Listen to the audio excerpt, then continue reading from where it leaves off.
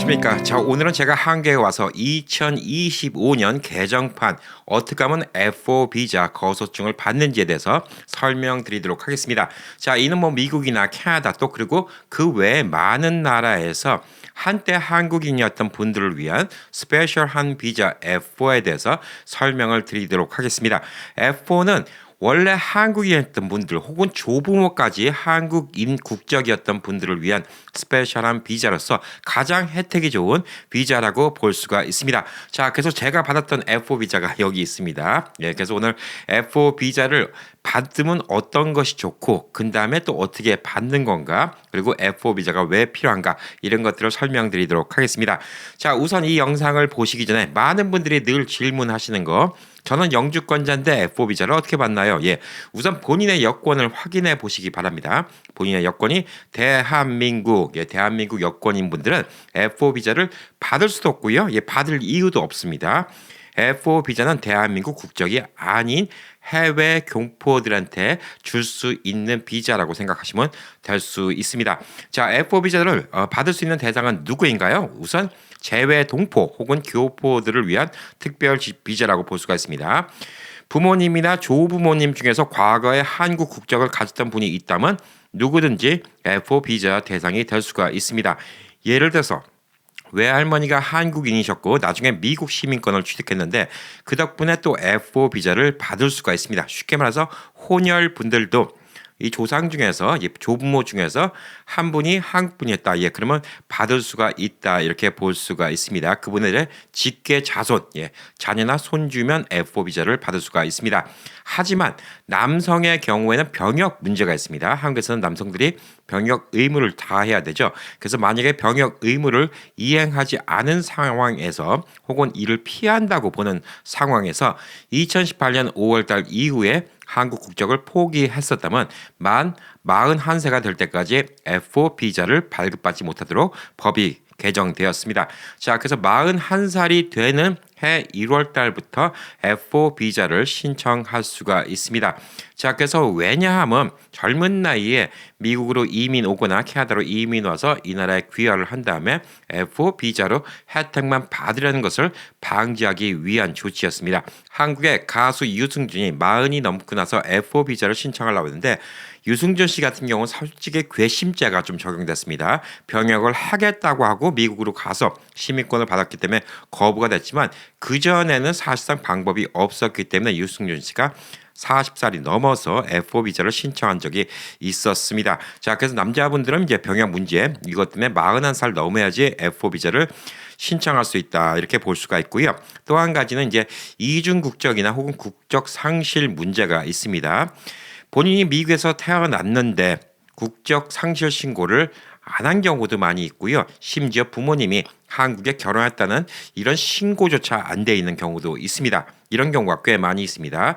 그리고 미국 와서 시민권을 받았음에도 또 정보가 없어서 국적 상실 신고를 안 하는 경우가 있을 수도 있습니다. 국적 상실이 왜 필요한가요? 아까 말씀드렸듯이 F4 비자는 한국 국적이 아닌 해외에 따른 시민권을 취득한 한국의 교포들 혹은 조상이 한국 교포였던 분들을 위한 비자이기 때문입니다. 저 같은 경우도 사실상 우리 아이들 국적 상실 신고를 하러 가는데 단순한 게 아니더라고요.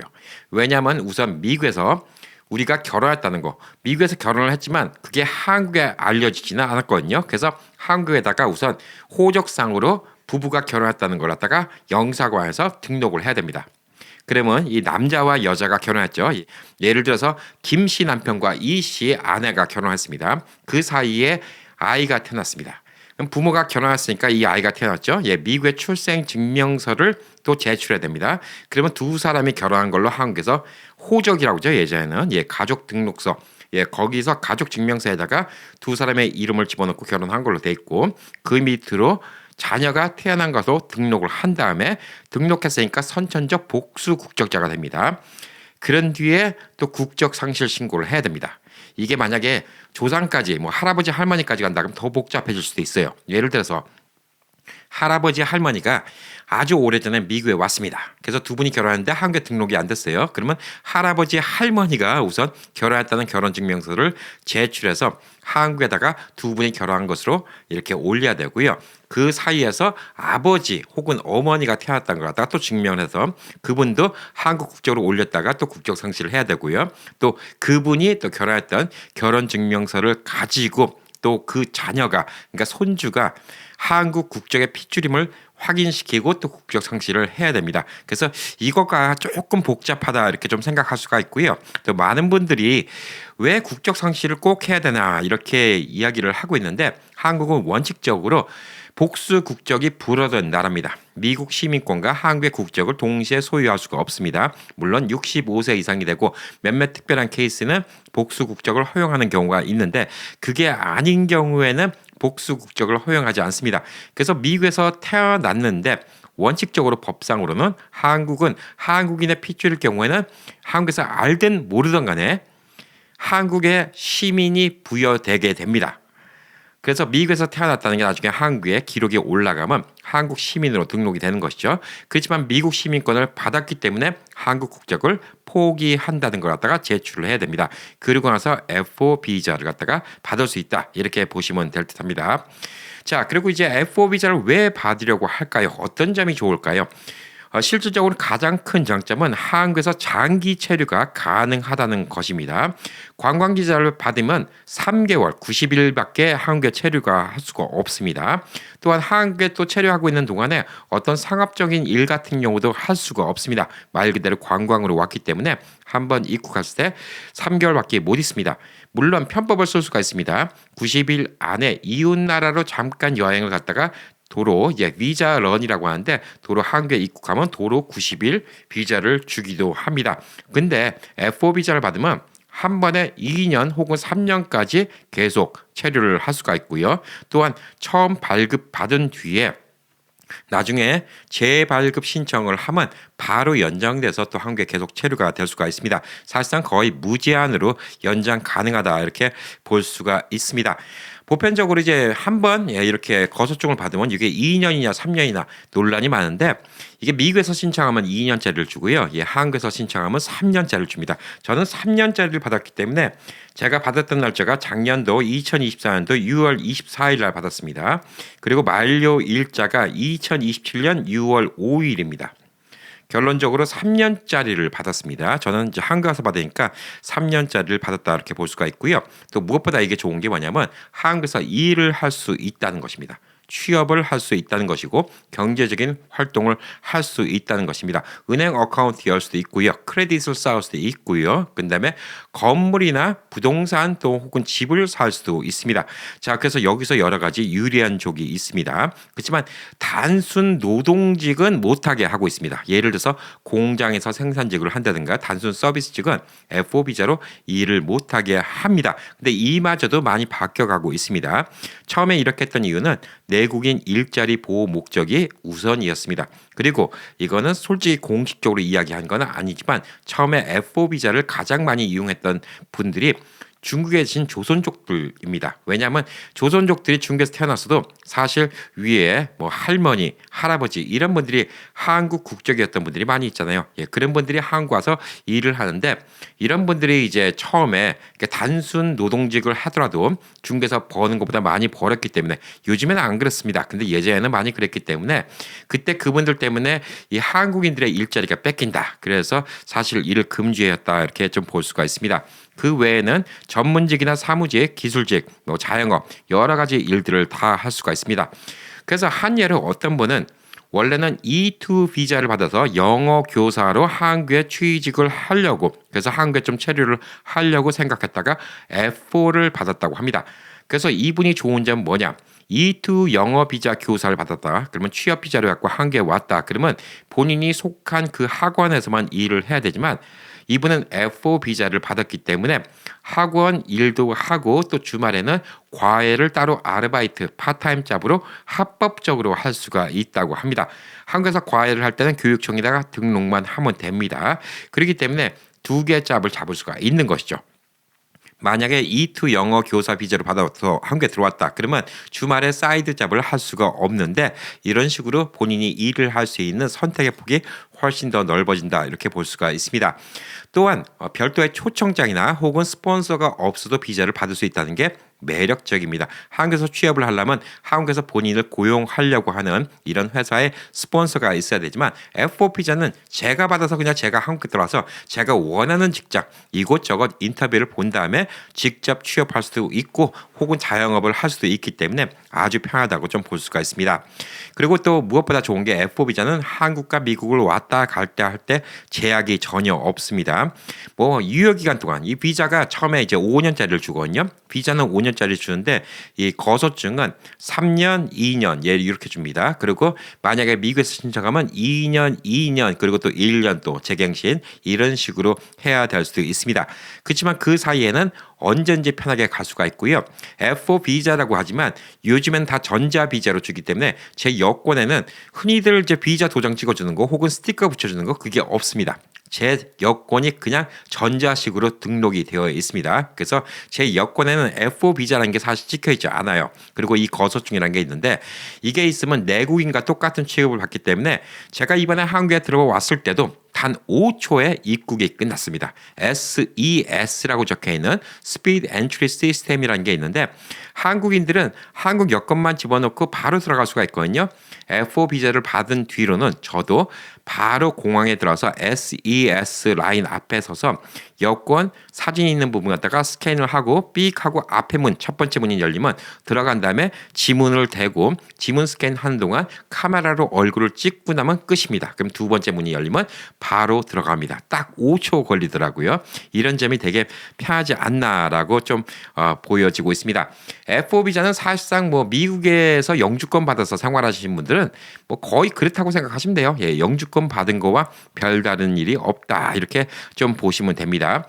그리고 이제 F4 비자를 받고 이 거소증을 받은 다음에 한국에서 6개월 이상 거주하면 꼭 의무적으로 의료보험을 들어야 됩니다. 국민건강보험을 들어야 됩니다. 이 비용은 여러분의 또 수입이 따라서 뭐 한 10만 원, 20만 원 또 수입이 많으면 또 한 100만 원 낼 수도 있고 여러 가지가 있는데 보험료 부담이 어쨌든 간에 미국보다 저렴하고요. 또 한국의 의료 시스템이 잘 돼 있기 때문에 한국에서 보험료를 내고 있으면 어느 곳에 가서도 다 의료보험 서비스를 받을 수가 있기 때문에 되게 유용하게 사용할 수가 있습니다. 그리고 또 한국에서 일정 기간 거주하면 차도 살 수가 있고요. 부동산도 본인 명의로 취득할 수가 있습니다. 관광객으로 왔을 때는 이런 부동산 같은 거 사는 게 쉽지 않죠. 왜냐하면 한국에서 부동산을 산다. 그러면 외국인 투자로 되게 복잡해집니다. 근데 F4 비자가 있으면 한국에서 부동산 구입하는 것도 아주 쉽습니다. 집 계약하는 것도 아주 쉽다. 이렇게 볼 수가 있습니다. 자, 그래서 F4 비자는 뭐 거의 한국에서 한국 국민들과 똑같은 혜택을 누릴 수가 있는데 단 한 가지 투표권이 없다. 이 점이 좀 다르다. 이렇게 좀 보시면 될 듯합니다. 자, 그러면 이제 F4 비자하고 거소증 이건 뭐가 다를까요? 이거는 거소증입니다. 이건 거소증이고 F4 비자는 비자입니다. 말 그대로. 비자인데 이게 많은 분들이 헷갈립니다. 이게 뭐가 달라요? 근데 F4 비자는 한국의 체류 자격입니다. 그래서 5년짜리를 줍니다. 한 번에 신청하면 5년짜리 F4 비자를 줍니다. 그래서 F4 비자로 한국을 왔다 갔다 할 수 있어요. 근데 뭐 미국에 계신 분들, 미국 시민권자 혹은 캐나다 시민권자 90일 한국 방문이 가능하잖아요. 그럼 뭐가 다를까? 사실상 뭐 다를 것도 별로 없는데 뭐 그냥 한국에 90일 갔다 오는 거는 상관이 없잖아. F4 비자를 갖고 계시면 90일 동안에 한국에서 일을 하셔도 돼요. 그게 다르죠. 그리고 F4 비자에다가 거소증이 있으면 한국에서 누릴 수 있는 혜택이 여러 가지가 많이 있습니다. 자, 근데 F4 비자를 갖고 있다 하더라도 5년짜리 비자를 갖고 있다 하더라도 3개월 이상 이 거소증 없이 체류하면요. 불법 체류로 간주가 됩니다. 불법이 되는 겁니다. 3개월 이상 한국에 있을 경우에는 꼭 거소증을 신청하는 게 중요합니다. 근데 이게 번호가 있습니다. 제 원래 주민등록증 번호하고는 달라요. 다른 번호인데 같은 자리에 번호를 줍니다. 그래서 이게 외국인 등록 번호라고 외국 국적 국내 거소 신고증이라고 적혀있는데 이게 있으면 국내에서 대한민국 안에서 신원 확인을 할 수가 있습니다. 자, 이게 있으면 뭐가 가능할까요? 은행을 어카운트를 오픈할 수가 있습니다. 물론 외국인 신분으로도 은행을 오픈해 주는 곳이 있긴 합니다. 근데 많이 없어요. 케바케입니다. 케이스 바이 케이스예요. 어떤 은행은 가능하고 어떤 은행은 가능하지 않은데 그마저도 인출금이 뭐 하루에 50만 원 이런 식으로 제한되어 있습니다. 왜 그럴까요? 예, 하도 사기가 많아서 그렇습니다. 예, 외국인 이름으로 등록해서 스팸 사기 같은 거 하고 도망가고 뭐 그런 경우가 많기 때문에 은행 계좌 개설 같은 거 이게 되게 불편하고요. 한국은 핸드폰, 예, 휴대폰 이 사용으로 모든 걸 증명하는 경우가 많이 있습니다. 극단적으로 얘기하면 주민등록증은 안 들고 다녀도 전화기는 들고 다녀야 됩니다. 전화기로 본인을 확인할 수 있는 게 되게 많아요. 그래서 여러분이 이제 공항에 내리자마자 한국에서 선불폰 같은 거 사용하고 또 미리 프리페이드 같은 거 사용해서 사용하시는 분들이 있는데 이게 불편한 게 뭘까요? 예, 본인 확인이 안 돼요. 한국에서 본인 명의로 본인이 핸드폰을 오픈하면 그 전화를 걸면 본인이 누구라는 게 다 증명이 됩니다. 그래서 공항에서 받은 선불폰 갖고는 여러분이 전화 거는 거 말고 할 수 있는 제약이 되게 많이 없어요. 그러니까 예를 들어서 그런 걸로 쿠팡에서 주문도 못 하고요. 근데 무슨 카카오 택시 결제 같은 것도 못 하고요. 또 KTX 온라인 결제 같은 것도 안 됩니다. 그렇지만 이 거소증이 있는데 이 거소증으로 여러분이 휴대폰을 개설하잖아요. 그러면 여러분의 이름이 거기 적혀 있기 때문에 여러분이 누군지 바로 증명할 수가 있기 때문에 또 하나의 신분증 같다 이렇게 좀 볼 수가 있습니다. 또한 거소증은 말 그대로 거주 증명이잖아요. 거주 증명이기 때문에 뒤에 주소가 있습니다. 내가 살고 있는 곳에 주소가 있기 때문에 만약에 한국에 와서도 여러분이 어디로 이사를 간다. 그러면 한 2주 안에는 꼭 이사 간 곳을 갖다가 도로 등록을 해야 됩니다. 만약 일을 안 했을 때는 200만 원의 과태금이 붙을 수가 있습니다. 자, 그래서 이제 F4 비자 그리고 거소증까지 받으면 뭐 거의 주민등록하고 비슷하다 이렇게 볼 수가 있습니다.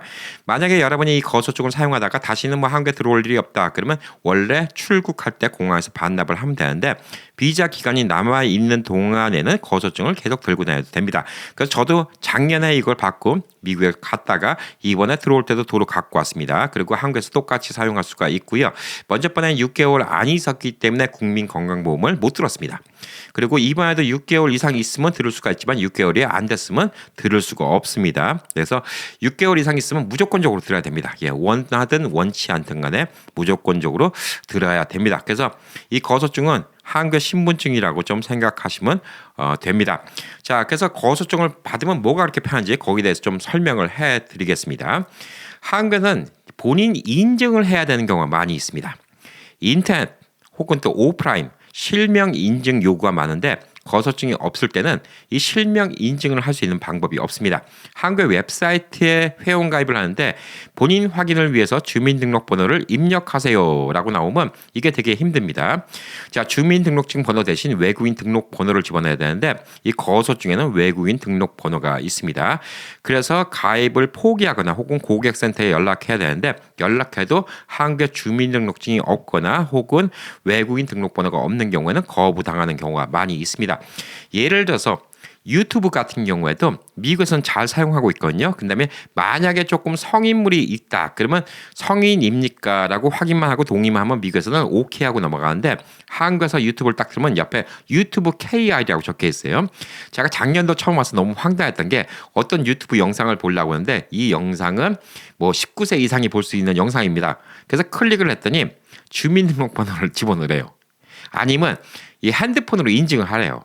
근데 핸드폰도 당연히 제 이름으로 오픈한 게 아니기 때문에 인증이 안 되죠. 본인 확인이 안 되죠. 그 다음에 주민등록증도 없으니까 안 되죠. 그래서 어이없게 나이 54살에 성인 인증을 하라고 이런 경우를 또 받는 경우도 있습니다. 자, 그래서 한국에서 이 거소증을 받으면 제일 먼저 해야 되는 게 뭐냐면 휴대폰을 본인 이름으로 하는 게 되게 중요합니다. 휴대폰 오픈할 때 신분증 인포메이션을 집어넣습니다. 그래서 한국에서는 주민등록증이 없다 하더라도 전화기는 들고 다녀야 된다라고 얘기를 하고 있는 겁니다. 전화기로 여러 가지 앱으로 다 본인 확인을 할 수가 있습니다. 예를 들어서 작년부터 바뀐 것 중에 하나는 병원 갈 때마다 신분증을 꼭 들고 와야 됩니다. 만약에 신분증을 안 들고 왔다, 주민등록증을 안 들고 왔다, 그래도 전화기에 앱이 있습니다. 본인 확인을 할 수 있는 앱이 있는데 전화기 안에 있는 번호랑 매칭시켜서 확인을 시켜주기 때문에 이게 있으면 주민등록증이 없더라도 본인을 확인하는 데 사용할 수가 있습니다. 자, 그리고 이제 아까 말씀드렸듯이 은행 업무, 은행 오픈하는 것도 거소증이 있으면 자유롭게 오픈할 수가 있습니다. 아까 말씀드렸듯이 시민권자나 외국 국적자가 한국 와서 은행을 오픈하려고 하면 오픈을 안 해주는 은행도 많이 있고요. 예, 오픈해준다 하더라도 하루에 몇십만 원 출금 제한이 있는 경우가 많이 있습니다. 이게 있으면 이제 인터넷 뱅킹, 모바일 뱅킹 이런 것들도 잘 쓸 수가 있고 공인 인증서라는 거 많이 들어보셨죠? 이런 서류 같은 것 뗄 때 쓰는 온라인 공인 인증서라는 게 있는데 이것도 외국인 번호로 발급받아서 사용할 수가 있습니다. 그래서 이런 것들을 잘 이용하면 이제 해외 돈을 보내거나 받을 때 이런 것도 인터넷 송금 처리를 할 수 있기 때문에 아주 편하다 볼 수가 있습니다. 자, 그리고 이제 한국에 오면 또 한국에서 또 사용해야 되는 전화기 앱이 많이 있죠. 예, 미국 같으면 아마존에서 물건을 많이 사는 것처럼 한국에서는 이제 쿠팡을 많이 이용하고요. 또 한국이 또 어떤 곳입니까? 배달을 잘해주잖아요. 예, 배달의 민족, 뭐 토스, 카카오뱅크, 뭐 여러 가지 사용할 수가 있습니다. 카카오 택시도 사용할 수가 있고, 근데 쿠팡에 가입을 하려고 그러잖아요. 그럼 전화번호 인증을 해야 됩니다. 전화번호 인증을 하는 게 첫 번째 문제고요. 만약에 쿠팡에 가입했다 하더라도 물건을 살 때 크레딧 카드 사용하잖아요. 예, 근데 그 배송지와 그 크레딧 카드 그 모든 인포메이션이 매칭이 돼야 돼요. 안 그러면 다른 사람 카드로 쓸 수가 없습니다. 미국 같은 경우는 아마존에 제가 어카운트가 있는데 제 친구가 물건을 사달라고 부탁을 해갖고 제 친구 크레딧 카드 넘버를 집어넣고 물건을 사서 친구 집으로 배송이 가능한데 쿠팡은 그렇지 않습니다. 그래서 쿠팡에서 물건 사는 게 되게 불편하다 이렇게 볼 수가 있어요. 쿠팡에서 뭐 까짓거 물건 안 사고 말지 이렇게 생각할 수가 있는데 쿠팡 이용하시면 여러 가지 혜택이 많이 있습니다. 물건 값도 오히려 더 싸요. 웬만한 경우 서점에 직접 가는 것보다 가격이 더 싸고요. 저도 한국 와서 책도 쿠팡으로 사고 심지어 사우나 입장권도 쿠팡으로 사면 더 디스카운트가 되는 경우가 많이 있습니다. 그리고 또 배달시키기도 너무 편하기 때문에 한국에서 또 배달 음식 먹는 재미가 또 쏠쏠하거든요. 그래서 배달 같은 거 시킬 때도 본인 인증이 안 되면 못하기 때문에 이 전화기가 본인 실명 인증되는 게 되게 중요하다 이렇게 볼 수가 있습니다. 자, 그리고 이제 많은 사이트들 아까 말했듯이 뭐 유튜브도 뭐 물론이고요. 많은 사이트들에서 성인 인증 혹은 본인 확인이 필요한 경우가 많이 있습니다. 그리고 이제 한국 재미있는 이제 뭐 OTT 컴퍼니가 많이 있습니다. 넷플릭스도 있고요. 예, 당연히 한국에 뭐 디즈니 채널도 있고, 근데 뭐 위빙 뭐 여러 가지 그 채널이 있는데 이런데 가입하는데 이 거소증이 없으면 가입이 안 됩니다. 넷플릭스 같은 경우는 미국보다 가격이 거의 절반 가까이 쌉니다. 한국이. 그리고 또 한국에는 컨텐츠가 미국보다 재밌는 게 더 많이 있어요. 예, 한국 컨텐츠는 한국이 더 많이 있습니다. 그래서 넷플릭스 같은 경우는 한국에서 가입하면 가격이 훨씬 쌉니다. 저는 그래서 미국에는 넷플릭스 끊어버리고 작년에 한국 와서 한국 넷플릭스로 가입을 시켰습니다. 한국 어카운트에 있는 돈이 매달 야금야금 나가게 만들었죠. 그리고 또 미국에 있는 동안도 한국에 있는 어카운트를 썼습니다. 예, 어느 정도까지는 사용이 가능합니다. 그리고 또 한국 와서 또 한국 넷플릭스 어카운트를 또 사용하게 됐습니다. 그래서 이런 것들을 이용하는 것도 되게 편하다 이렇게 볼 수가 있습니다.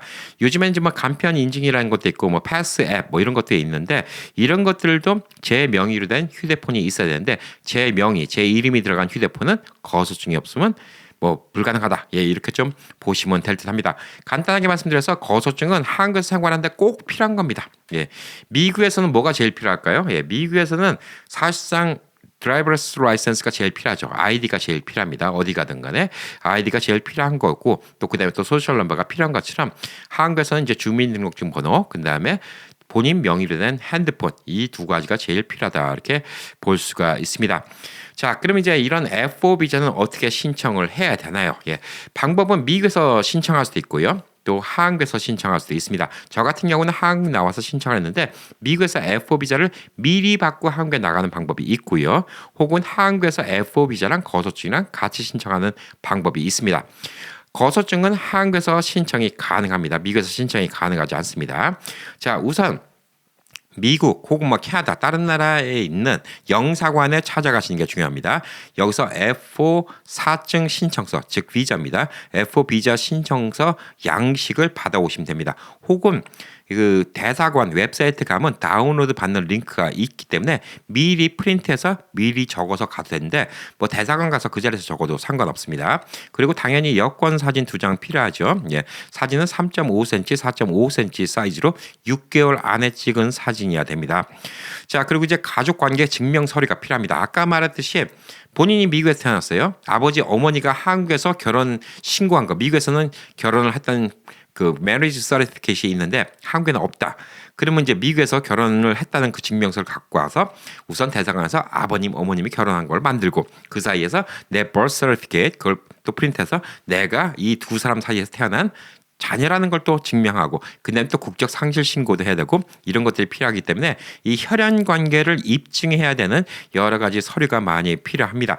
자, 그리고 와서 많은 분들이 이제 궁금해 하시는 게 저는 이제 할아버지 때 할머니 때 뭐 와갖고 저는 이제 미국에서 산지 이제 3대가 되는 이런 사람인데 받을 수가 있나요? 할아버지 할머니가 그런 서류를 다 잃어버리셨다는데요. 근데 이것도 뭐 심지어 옛날에 결혼식 사진 같은 거 이런 거를 증명해서 오케이 받는 경우도 있다고 합니다. 그렇기 때문에 낙담하지 마시고요. 영사관이랑 상의를 하는 게 되게 중요하다 이렇게 볼 수가 있습니다. 그리고 또 하나 이제 문제가 뭐냐면 미국에서는 결혼하면 남편 성을 따르잖아요. 그래서 본인의 원래 성과 또 시민권이나 혹은 여권에 있는 이름이 다를 수가 있습니다. last name이. 그래서 그것도 증명하려면 결혼하면서 성이 바뀌었다. 그 전에 성이 뭐였다. 이런 것들을 같이 증명하면 된다. 이렇게 보시면 될 듯합니다. 자, 그리고 이제 많은 분들이 애를 먹는 것 중에 하나가 뭐냐면 미국의 FBI 범죄 경력 조회서 이게 필요합니다. 이건 누가 필요하냐? 60세 이상은 필요 없어요. 저는 작년에 신청할 때 54살이었습니다. 그래서 필요했어요.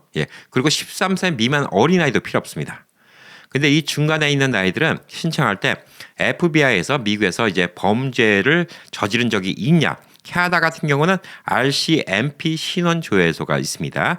이 범죄 경력 조회서를 프린트 갖고 하면 이게 한국에서 진짜인지 아닌지 모르잖아요. 그래서 아포스티유라는 이 공인 인증을 받아야 됩니다. 그래서 미국에서는 FBI 범죄 경력 조회서를 받은 다음에 이걸 또 아포스티유로 받아갖고 사용을 해야지 유효하고요.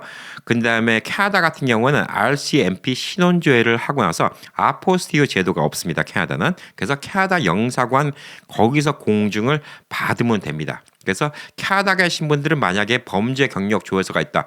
그러면 이분들은 캐나다에서 F4 비자를 미리 받는 게 되게 편해요. 왜냐하면 저 같은 경우는 아포스티유까지 다 받아서 그걸 한국에 가져갔습니다. 그러니까 한국에서 받아줘요. 근데 캐나다 같은 경우는 아포스티유가 없기 때문에 이를 갖다가 한국에 가져가면 이를 또 증명할 때 공증을 해야 되고 번역본을 제출해야 되고 이게 좀 복잡해질 수가 있습니다. 그리고 다른 나라 같은 경우도 이제 그 나라마다 조금씩 절차가 다를 수가 있습니다. 간단하게 말씀드려서 캐나다 같은 경우는 캐나다 영사관에서 이를 갖다 증명해 줄 수 있는 게 캐나다에 계신 분들이니까 증명을 해줄 수가 있지만 예를 들어서 뭐 제3국 뭐 말이 좀 힘든 나라, 뭐 아프리카라든가 어디 이상한 나라인데 한국 가서 그 나라의 범죄 기록서 이걸 딱 증명하면 한국에 있는 사람들이 읽을 수 있는 사람이 없잖아요. 이게 진짜인지 아닌지 확인해 볼 길이 없기 때문에 좀 이런 경우에 이제 그 나라에서 미리 F4 비자를 받는 경우가 많이 있습니다. 그리고 이제 뭐 만약에 미국에서 2세, 3세로 태어났다 그러면 한국어 능력 입증 서류를 요구받을 수가 있는데 보편적으로 이제 미국과 캐나다 국적들은 뭐 면제된 경우가 많이 있습니다. 우리 아이도 사실상 뭐 이거 갖다 물어보지 않더라고요. 원래는 한국 국어 뭐 능력 시험, 토픽 시험 같은 거 봐야 되는데 이게 이제 아무래도 이제 연변 쪽에 계시던 조선족 분들 한국말을 잘 못할 수도 있잖아요. 할아버지 할머니 때 북에서 그쪽으로 갔다가 이렇게 내려오신 분들은 뭐 자녀들이 한국말 못하고 중국어만 할 수도 있기 때문에 그런 경우에 또 이런 같은 걸 테스트하는 경우도 있다 이렇게 볼 수가 있습니다. 자, 그래서 이런 모든 서류는 최대한도 가져가는 게 좋습니다. 증명할 수 있는 건 다 가져가면 좋아요. 할아버지 때 왔는데 어떻게 증명하지? 두 분 결혼 사진도 가져가고요. 서류 될 만한 건 다 가져가십시오. 두 분 뭐 결혼한 서류, 그다음에 또 출생 증명서 이런 거 다 가져가는 게 좋습니다. 자, 그래서 이제 한국에서 이제 가족 증명서 이런 같은 거는 이제 한국에서 떼는데 이곳 영사관에서 부탁을 해도 영사관에서 부탁하면 이제 한국에다가 요청을 해서 도로 받아주기도 합니다. 자, 그래서 미국에서 영사관 예약을 해야 되는데 코로나 이후로 이제 예약을 해야 되는 경우가 많이 있고 또 한인들이 많은 지역은 좀 바쁜 경우도 있습니다. 영사관이나 이제 뭐 혹은 대사관 이런 데 갈 때 온라인 예약을 좀 미리 하는 게 좋고요. 또 지역마다 뭐 한 달씩 걸리는 경우도 있다 이렇게 볼 수가 있습니다. 자, 그리고 이제 원본하고 복사본을 둘 다 가져가는 경우가 있는데 복사본을 가져가야 되는 경우는 시민권 증서, 그 다음에 여러분의 여권 이런 거는 원본도 가져가고 복사본도 가져가야 됩니다. 그리고 또 비자 발급 수수료도 내야 되는데 미국의 경우는 한 55불 정도 미국에서 지역마다 약간 좀 다릅니다. 50불에서부터 한 55불. 캐나다 같은 경우도 이제 캐나다 달러로 비슷한 금액이다. 이렇게 볼 수가 있습니다. 이 금액은 미리미리 좀 알아보시면 되고요. 만약에 이걸 갖다가 나중에 다 서류를 받고 우편으로 받고 싶다. 그러면 이제 봉투에다가 우편값, 쉬핑값도 같이 받습니다. 자, 영사관에 따라서 이 처리 시간이 좀 걸릴 수가 있습니다.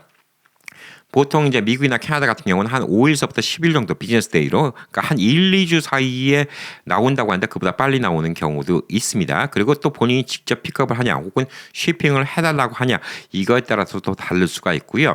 그전에는 실질적으로 여권을 거기다 놓으면 거기다가 사증을 붙여서 보내왔습니다. 그런데 요즘엔 또 전자 여권을 사용하기 때문에 그렇게 안 하고 이메일로 바로 통보만 딱 해주는 경우도 있습니다.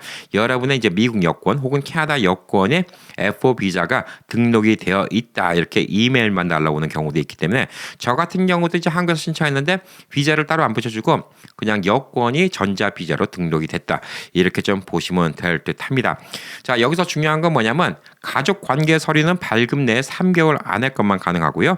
범죄 기록서, 뭐 FBI 백그라운드 체크업, 이런 같은 경우는 6개월 안에 것만 인정이 됩니다. 그래서 너무 일찍 내두면 안 됩니다. 그리고 서류마다 한글하고 영문 이름이 다르면 안 돼요. 이게 또 혼선이 있을 수가 있기 때문에 특히 결혼해서 성이 바뀐 분들은 이런 거에 대한 증명이 되게 필요하다 이렇게 좀 볼 수가 있습니다.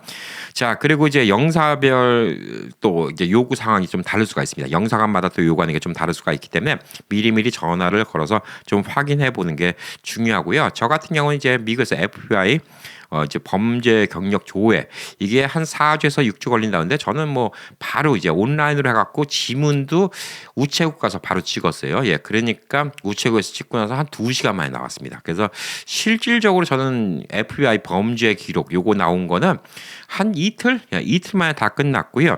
이를 갖다가 이제 아포스티어 신청을 했는데 아포스티어도 이제 원래는 몇 주 걸린다고 하는데 아포스티어도 한 2주 만에 나왔습니다. 그래서 미리미리 준비하면 되게 좀 빨리 할 수가 있는데 좀 시간이 걸릴 수가 있으니까 한 3, 4개월 여유를 가지고 하는 게 중요합니다.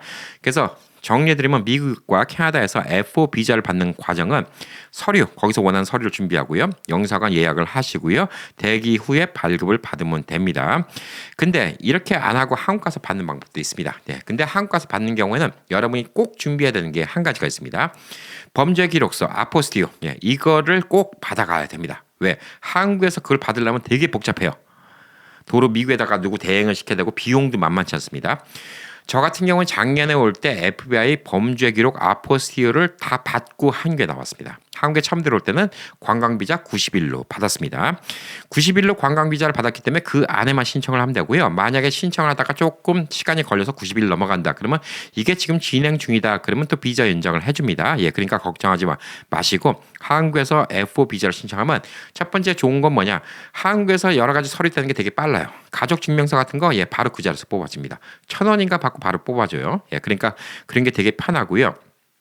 또 한국에서 F4 비자랑 거소증을 받으면 3년짜리를 줍니다. 미국에서 F4 비자를 받고 한국 와서 거소증 신청하면 2년짜리를 줍니다. 근데 한국에서 신청하면 3년짜리를 줍니다. 좀 더 편하죠. 그래서 한국 가서 F4 비자를 받는 게 중요합니다. 60세 넘어가신 분 혹은 국가 유공자, 독립 유공자의 후손들은 아포스티어가 필요 없습니다. 그러니까 60세 이상 넘어가신 분들은 그냥 걱정 없이 한국 갈 때 뭐만 준비하시면 되냐? 시민권 원본, 여권은 뭐 당연히 있어야지 한국 들어가죠. 여권, 뭐 이것만 있으면 됩니다. 혹시 이름이 바뀌었다 그러면 뭐 결혼하고 나서 이름이 바뀐 거, 이 서류 같은 거 이것만 이제 공증을 하면 됩니다. 그건 한국에서 공증을 받을 수가 있습니다. 그래서 이제 미국과 캐나다 국적자는 요즘에 KETA 혹은 뭐 90일 무비자로 한국 입국이 되니까 바로 들어오시고요. 그다음에 90일 안에 이걸 좀 신청하시면 됩니다. 한국에서 이제 어떻게 신청하시면 되냐? 하이코리아 go.kr이라는 곳이 있습니다. 하이코리아 go.kr 여기에 들어가셔서 우선 예약을 잡아야 되는데 이 예약이 중구난방입니다. 많은 지역이 있는데 서울 같은 곳은 예약이 많이 밀렸어요. 근데 어느 곳은 예약이 뭐 바로 한 이틀 만에 되는 경우도 있습니다. 이게 또 재미있는 게 미국에서 예약을 잡으려면 예약이 안 잡혀요. 왜 안 잡히냐면요. IP를 추적해갖고 미국에서 있는 분들은 예약을 못 잡게 해요. 한국에 입국한 다음만 예약을 잡을 수가 있습니다. 그래서 미국에서 만약에 F4 비자를 먼저 받았다. 아까 말한 것처럼 F4 비자를 받았다. 그러면 F4 비자 받은 걸 입력하면 미국에서도 예약이 돼요. 그래서 미국에서 예약을 하는데 3주 후에나 예약이 되네. 그러면 3주 후에 맞춰서 한국을 나갈 수가 있습니다. 근데 그게 없으면 저 같은 경우는 미국에서 예약이 안 되더라고요. 물론 편법을 쓸 수가 있습니다. 예, IP 추적을 갖다 돌려서 미리 예약을 할 수가 있는데 그런 편법은 제가 알려드릴 수가 없고요. 저는 그냥 한국 나가서 했습니다. 그래서 평택에서 신청을 하니까 거의 한 3주 정도 기다리더라고요. 제가 한국 와서 많은 분들 만나 뵀잖아요. 예, 어떤 분은 저쪽 지방 도시에서 하니까 신청하니까 그 다음날 스케줄이 있어서 바로 갔는데 바로 되던데 예, 이런 분들도 있습니다. 이건 지역에 따라서 되게 천차만별이 있습니다. 하이코리아에 가서 거주지 관할 출입국 관리소를 선택하면 됩니다. 자, 거주지 관할이란 건 뭐냐면 한국에서 이 거소증을 받으려면 주소가 있어야 돼요. 내가 있는 곳. 근데 내가 있는 곳이 서울인데 빨리 하고 싶어서 저기 뭐 경상남도 어디에 했다. 예, 안 받아줍니다. 거소지가 다르기 때문에 안 받아줘요. 그래서 너무 멀리 떨어진 곳은 안 받아줄 수가 있기 때문에 뭐 가까운 곳에서 빠른 곳으로 하면 됩니다. 예를 들어서 뭐 서울에서 여기 오피스가 너무 바쁘다. 그럼 다른 쪽 오피스를 해보면 좀 빨리 되는 경우가 있습니다. 그래서 여기에 갈 때 여러분이 중요한 거 아까 말했듯이 가족관계서 뭐 이런 같은 거는 한국에서 다 받을 수가 있어요. 별 큰 문제가 없습니다. 중요한 거는 시민권, 그다음에 여러분의 여권, 그다음에 60세 미만 혹은 13세 이상은 FBI 범죄 기록 이게 필요하다 이렇게 볼 수가 있어요. 그리고 여권 사진 같은 경우도 만약 안 찍었다, 그럼 그 자리에 바로 찍는 데 있더라고요. 바로 밑에 층에 저도 가서 바로 돈 내고 찍었습니다. 그래서 이런 것들이 다 필요합니다. 그리고 만약에 라스트 네임이 여권이랑 원래 한국에 있는 호적이랑 다르다. 그럼 이름이 왜 바뀌었는지 뭐 결혼증명서 이런 같은 게 좀 중요하다 이렇게 볼 수가 있습니다. 자, 그래서 이 예약된 날짜에 가시면요. 제가 좀 일찍 미리 가봤거든요. 가면 번호표를 뽑는 게 있습니다. 번호표를 뽑아서 미리 되면 빨리 될까 싶었는데 아닙니다. 여러분이 시간이 딱 예약되어 있잖아요. 그 시간만 받아줍니다. 번호표 뽑는 사람들은 뭐냐면 당장 뭐 내일 뭐 비자가 만료되게 되어 있어서 급한 사람들, 예, 외국인 노동자들 이런 사람들이 당일치기 해주는 건 있대요. 근데 이 F4 비자 받고 거주증 받는 거는 그 번호표를 받았다고 빨리 해주지 않습니다. 그러니까 그냥 예약된 시간에 가시면 됩니다. 예약된 시간 한 10분 전에 가시면 바로 할 수가 있습니다. 그러니까 저도 그 자리에서 다 됐습니다. 시민권이 있어요. 예, 시민권 대조하고 카피본이 있어요. 예, 복사 안에 갔으면 거기도 복사기 있어요. 예, 복사기 한번 찾으면 됩니다. 예, 여기 복사 있습니다. 여권 보여주세요. 예, 여권 보고 그다음에 복사본 있어요. 예, 여기 복사본 있습니다. 딱 하고 가족증명서 있어요. 그거 어디서 받아야 되나요? 예, 그랬더니 제가 갔던 출입국 사무실 그 길 건너에 그 주민센터가 있습니다. 예, 주민센터에 가서 가족증명서를 받으면 됩니다. 그래서 가족증명서를 받는데 1,000원 냅니다. 그래서 그게 이제 뭐냐면 저희 아버님이 본 적이 어디고 어머님이 어디고 이걸 찾는데 먼 옛날에 한국에서 이제 뭐 본인의 본적까지 찾아야 되는데 요즘에 전산으로 다 돼 있어갖고 몇 가지 모르는 게 아버님 성함 어떻게 되세요? 예, 어머님 성함 어떻게 되세요? 아버지 혹시 본적지 기억하세요? 기억 못해도 상관없어요. 뭐 예를 들어서 아버지 생년월일을 찾고 어머니 생년월일을 알아도 또 가능하고요. 저는 또 우연찮게 본적 주소를 다 기억하고 있어요. 예.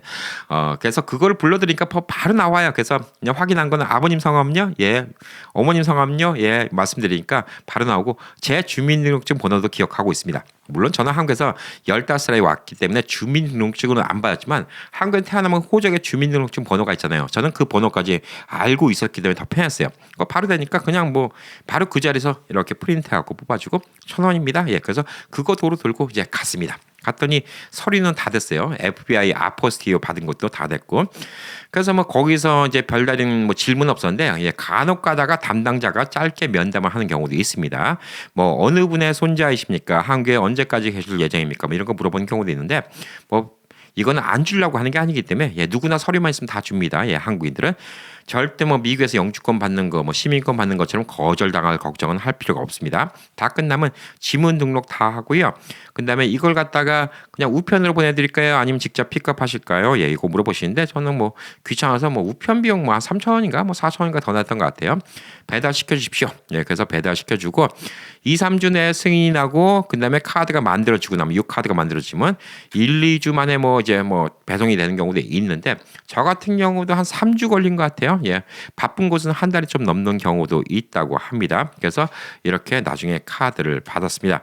중요한 거는 당일날 서류만 잘 준비하면 거절되는 게 아닙니다. 이건 서류만 준비되면 누구나 다 오케이 되는 거예요. 뭐 영주권 받는 거, 시민권 받는 것처럼 거절 당할 걱정은 할 필요가 없다. 이렇게 좀 볼 수가 있습니다. 자, 이 모든 게 좀 복잡하다 생각하시는 분들은 행정사를 찾으시면 됩니다. 한국에서 행정사를 찾으시면 되는데 행정사 비용은 한 50만 원에서부터 한 150만 원까지 갈 수가 있습니다. 비용이 가장 많이 나오는 케이스 뭐냐면 FBI 아포스티를 안 떼 갖고 와서 한국에서 그것까지 부탁하면 그거 비용이 꽤 많이 나와요. 시간도 많이 걸리고. 그리고 행정사가 많은 분들이 우리가 하면 더 빠릅니다라고 얘기하는데 모르겠어요. 그분들이 어떤 특별한 방법이 있는지 없는지 모르겠지만 제가 그날 출입국 사무소에 가서 기다리다가 2명의 행정사분을 만났습니다. 그래서 2명의 행정사분을 만났는데 제가 그분들한테 여쭤봤어요. 행정사분들도 똑같이 일반인들 기다리는 데서 같이 하시는데 본인들도 어떻게 빨리 하는 방법이 있습니까? 그랬더니 본인들도 하이코리아 가서 예약을 한다고 하더라고요. 그러니까 우리가 예약하는 거고 똑같은 시간이 걸리는 거예요. 그러니까 행정사라고 더 빨리 해줄 수 있는 방법은 없다고 합니다. 그런 특혜를 주면 솔직히 문제가 된다고 해요. 그래서 행정사가 하는 일은 여러분이 서류 제출하는 거를 행정사가 대신 제출해주고 서류가 꼼꼼하게 빠지는 게 없나 다 확인해주는 이런 일을 대신하는 거기 때문에 만약에 여러분이 뭐 저처럼 서류 준비 다 해갖고 행정사한테 부탁하면 그때 뭐 저한테 말씀하신 분들은 뭐 30만 원 얘기하신 분들 있고 40만 원 얘기하신 분들도 있는데 저는 경험상 직접 해봤거든요. 30만 원, 40만 원도 사실 제가 낼 필요 없어요. 그냥 하루만 가서 시간 내면 됩니다. 하루도 아니에요. 한국은 진짜 일을 꼼꼼하게 처리 잘하니까 매달 며칠 뭐 2시에 오세요. 그러면 한 총 걸린 게 한 30분? 예, 앞에 주민센터 가서 가족관계에서 떼온 것까지 30분 정도 걸렸나? 예, 그렇기 때문에 그 30분 제가 투자하면 되는 거고 제가 서류 준비하면 되는 건데 굳이 30만 원, 40만 원 쓸 필요가 없고요. 아유, 난 그래도 너무 복잡해. 그러면 서류, 제일 중요한 건 아포스티에 돈이 제일 많이 들어가니까 그것만 미리 떼갖고 오시면 한국에서 뭐 한 몇십만 원 주시고 편하게 할 수 있지 않을까라고 좀 보여주고 있습니다. 자, 그래서 이제 만약에 F4 비자를 미국에서 받았다, 혹은 캐나다에서 받았다, 한국에 들어서 90일 이상 있다, 그러면 거소증을 꼭 신청해야 되고, 만약에 안 하면 문제가 있습니다. 자, 그리고 이제 거소증 신청 시 이제 돈 들어가는 게 한 13만 원, 뭐 이래저래 갖고 한 20만 원 조금 안 되게 들어갑니다. 한 16만 원 들어갔던 것 같아요. 뭐 이것저것 되고 현찰밖에 안 받습니다. 예, 현찰 뽑아 가셔야 됩니다. 한국에서 다 신청하시면 거소증까지 다 신청하시면 비자 신청하는 비용, 거소증 신청하는 비용 한 10몇만 원 들어갔던 것 같아요. 200불도 안 들어갔습니다. 자, 그렇기 때문에 거소증 발급 비용이 3만 원이라고 합니다. 지금 가격은. 그래서 거기서 그 거소증 발급한 비용도 돈 내는 게 되게 웃겨요.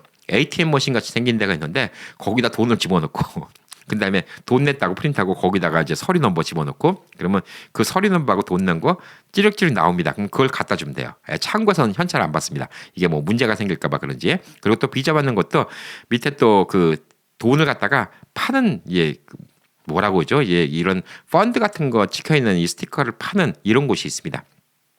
그래서 그걸 갖다가 이제 그 근처에서 사갖고 바로 그걸로 대신 내야 됩니다. 현찰로 내는 건 아닙니다. 그렇지만 거기선 또 현찰밖에 안 받는다. 이렇게 좀 보시면 될 듯합니다. 자, 그래서 이제 거소증을 딱 받고 나면요. 그 다음부터는 이제 거소증으로 여러분이 아까 말한 거 여러 가지를 갖다가 잘 시작할 수가 있습니다. 자, 그리고 이제 제일 중요한 건 아까 말씀드렸듯이 여기에 주소를 찍을 수 있는 곳이 5칸이 있어요. 지금 보니까 5칸이 있고요. 허가 일자를 찍을 수 있는 게 4칸이 있습니다. 근데 이게 만료 날짜가 2027년까지고 5년짜리 비자이기 때문에 저는 이제 그때 2027년도에 또 2년을 다시 신청하면 또 다시 또 확인이 되겠죠. 그리고 국내에서 이사를 갔을 경우에는 이사한 곳을 갖다가 등록을 해야 됩니다. 만약에 등록을 안 하면요. 200만 원 이하의 과태료가 부과될 수가 있다고 합니다. 2주 안에 꼭 등록을 해야 됩니다. 이 거소증이라는 것은 여러분의 주소를 증명한다 이렇게 보시면 됩니다. 자, 그래서 다시 한번 정리해드리면 한국 가셔갖고 미국에서는 안 됩니다. 날짜 예약이. 한국 들어서 하이코리아 go.kr에 들어가서 우선 인터뷰 날짜 잡으시고요. 그다음에 출입국 사무소에 그 인터뷰 날짜에 가셔갖고 아까 말씀드린 서류 중요한 거는 시민권과 시민권 카피는 거기서 해도 돼요. 여권 그다음에 FBI 아포스티 여권은 60세 이상은 필요 없고요. 13세 미만도 필요 없습니다.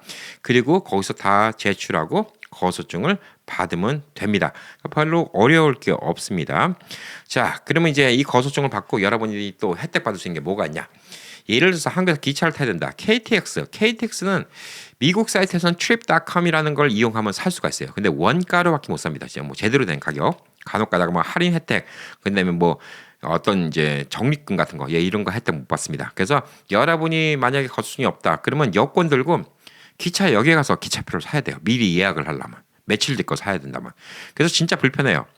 예를 들어서 뭐 이틀 뒤에 부산을 가야 되는데 만약에 명절이에요. 바빠. 그래서 그날 가면 티켓이 없을 수도 있어요. 그러면 여러분이 이제 한국인이면 그냥 전화기로 미리 예약이 가능하겠죠? 여러분이 이 거소증이 없으면 예약이 안 됩니다. 그래서 어떻게 해야 되죠? 기차역에 가야 됩니다. 가서 여권 보여주고 뭐 예를 들어서 이틀 뒤 거, 3일 뒤 거 표를 갖다가 미리 사야 됩니다. 이게 되게 불편하죠. 그래서 이런 것들이 가능하고 KTX는 그나마 trip.com으로 가능한데 한국에 사설 기차가 많이 있습니다. SRT도 있고 뭐 GTX도 있고 GBX인가 DTX인가 여러 가지가 있기 때문에 이런 것들은 솔직히 이제 온라인으로밖에 안 돼요. 여러분이 가서 또 살 수가 없어요. 미리 가서 사야 돼요. 이게 되게 귀찮습니다. trip.com 같은 데로 살 수 있는 것도 없습니다. 이게 예약되면 QR코드가 전화기에 찍혀 나와요. 그래서 티켓도 안 나와요. 요즘에는 그냥 전화기로 딱 QR코드 보여주면 딱 하고 기차를 타는 이런 서비스가 있습니다.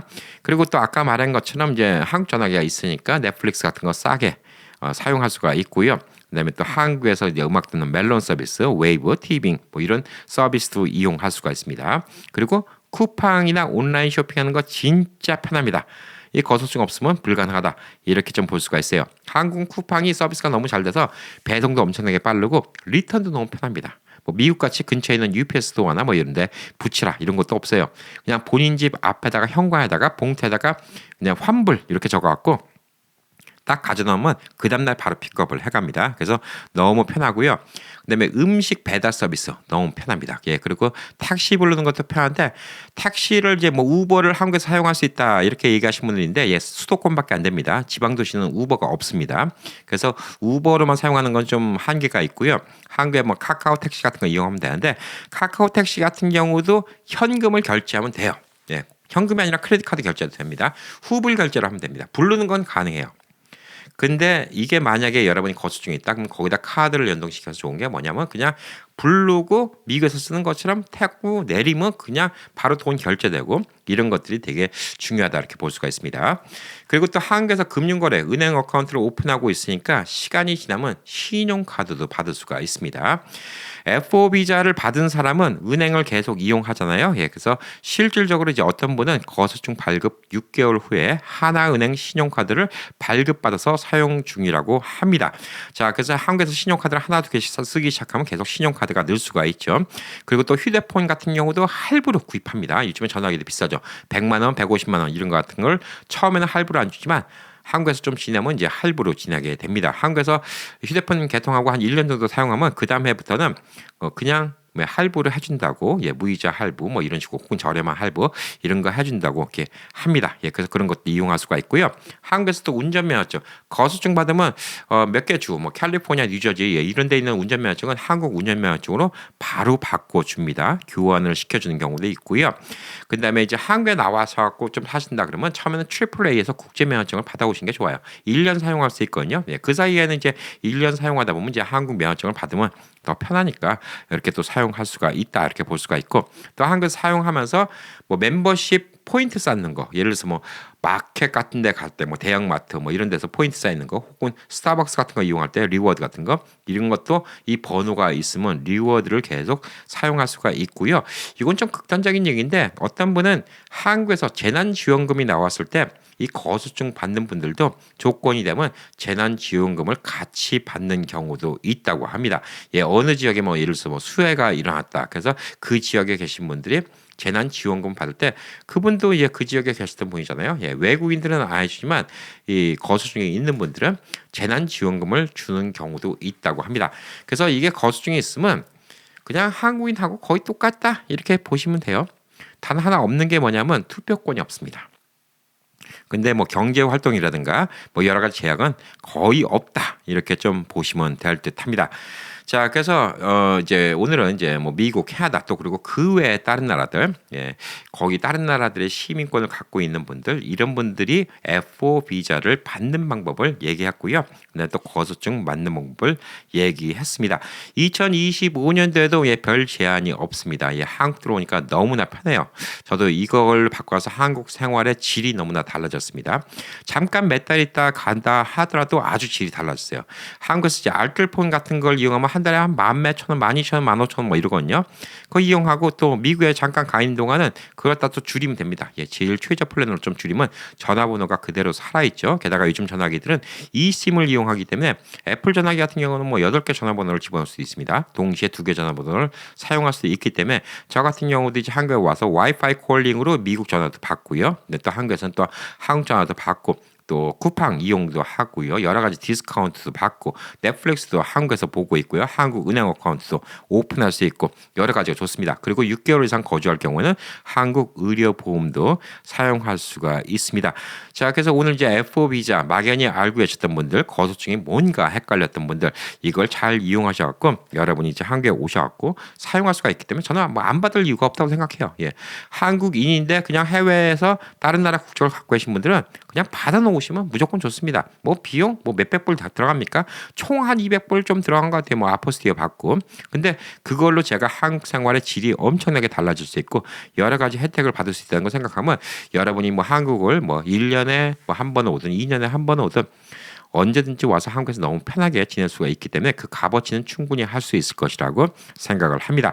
자, 제가 이제 한국에 나와 있으니까 이제 앞으로 이제 한국에 대한 정보도 많이 알려드리도록 하겠습니다.